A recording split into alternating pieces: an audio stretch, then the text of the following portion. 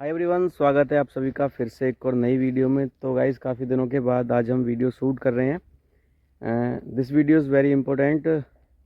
उससे पहले भाई आप सभी को दीपावली की हार्दिक शुभकामनाएं। अभी मैं भाई 20 तारीख में मैं इस वीडियो को शूट कर रहा हूं।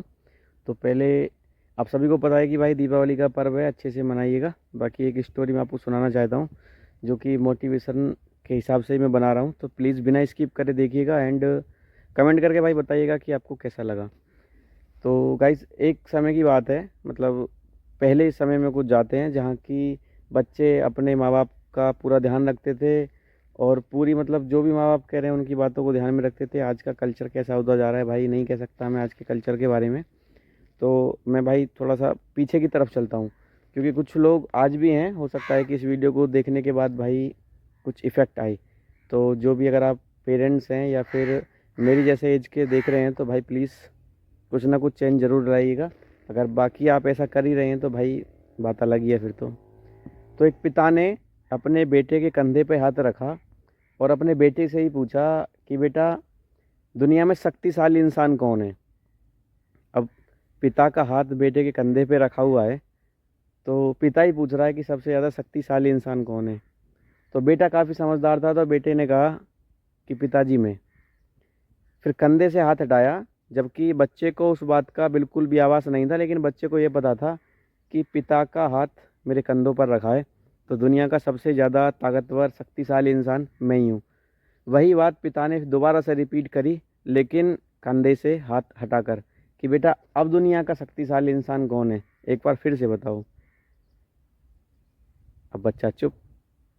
उसके बाद फिर पिता ने दोबारा से पूछा कि बेटा अब ये बताओ कि सबसे ज़्यादा, मतलब एक मैं अपनी भाषा में कहूँ कि सबसे ज़्यादा बेकार या फिर अनशक्तिशाली या फिर जिसके पास कुछ नहीं है, वो कौन है। और जब पिता का हाथ कंधे से अलग था तो बेटा ने कहा कि पिताजी मैं ही हूँ।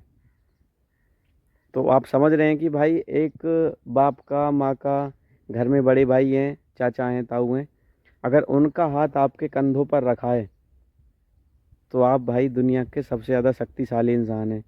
ये बात मैं क्यों बोल रहा हूँ, क्योंकि भाई ये त्यौहार पर ही डिपेंड नहीं होती है कि आज फादर्स डे है, मदर्स डे है, ब्रदर्स डे है या फिर कोई भी डे है या फिर कोई भी फेस्टिवल है, हम उस चीज़ को उस समय के लिए ही अपनाएं।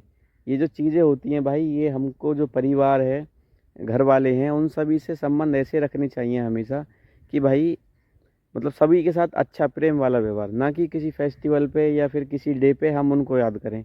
अब जैसे ये होता है कि कोई फादर्स डे है तो भाई कंटिन्यू स्टेटस लगाने हैं, मदर्स डे है कंटिन्यू स्टेटस लगाने हैं, उसके बाद तुम उनको ऐसे निकाल के फेंक दो जैसे कि भाई दूध में से मक्खी को निकाल देते हैं। उस बात का कोई औचित्य नहीं होता है, क्योंकि अब मैं भाई आपको क्या बताऊं, क्योंकि वो उस बात को सिर्फ तब जाके समझ आता है जब वो आपके पास नहीं रहते। हमसे पूछो कि भाई बाप होता क्या है, आज हमारे पास बाप नहीं है तो हमसे पूछो कि बाप होता क्या है। लेकिन हमारे पास माँ है, हम माँ में ही बाप को भी देखते हैं, माँ को भी देखते हैं, सारी चीज़ें, सारी डिस्कशन करते हैं जो भी चीज़ें हैं। तो भाई कभी उन लोगों से पूछना कि जिनके पास नहीं है, तरस जाओगे किसी भी चीज़ के लिए। तो भाई आप सभी को दीपावली की हार्दिक शुभकामनाएं। अच्छे से सभी के साथ सेलिब्रेट करना जितने भी सारे फेस्टिवल्स हैं, लेकिन मेन यही है कि सिर्फ उस दिन के लिए ही अच्छे मत बनना। अगर अच्छा बनना है तो भाई लाइफ टाइम अच्छा बनो, जिससे कि लोग, घर वाले, सभी लोग आपको याद करें।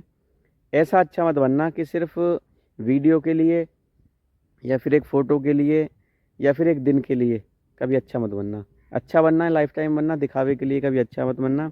फिर से आप सभी के लिए दीपावली की हार्दिक शुभकामनाएं। तो चलिए गाइस, मिलते हैं आप सभी से फिर से किसी नेक्स्ट वीडियो के साथ। तब तक के लिए टाटा बाय बाय, जय हिंद, वंदे मातरम। लेकिन एक मिनट रुकिएगा दोस्तों, इस वीडियो को बनाने का कोई भी गलत मकसद नहीं था, कुछ लोग भाई कुछ गलत वगैरह समझें। सिर्फ यही है कि भाई जिनके पास है कदर करो, अच्छे से ध्यान रखो उनका, जिनके पास नहीं है फिर से बोलूँगा भाई तरस जाओगे। चलिए tata bye bye, take care.